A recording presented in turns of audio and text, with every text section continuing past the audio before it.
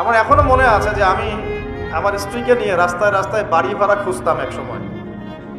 মানুষ আমাদেরকে বাড়ি ভাড়া দিত না। বিশ্বাস করছে না? কেন দিত না? কারণ আমার গায়ে সুন্নতি লেবাস ছিল আর আমার স্ত্রীর গায়ে খাস পর্দা ছিল। বাড়ি ভাড়া দেওয়ার আগে খুব গড় করে প্রশ্ন করতো, কোথা থেকে আসছেন, কি দরকার, কোথায় চাকরি করেন, কি করবেন, মানে আতঙ্ক একটা। না জানি কোন গ্রহের মানুষ আমরা, ও বাড়িতে না জানি কি করব।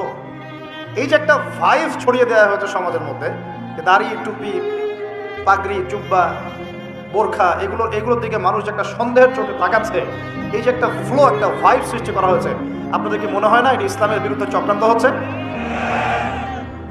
দাড়ি, টুপি, পাগড়ি, জুব্বা, বোরখাওয়ালা মানুষটাই সারা দুনিয়ার সব অপকর্ম করে বেড়ায়।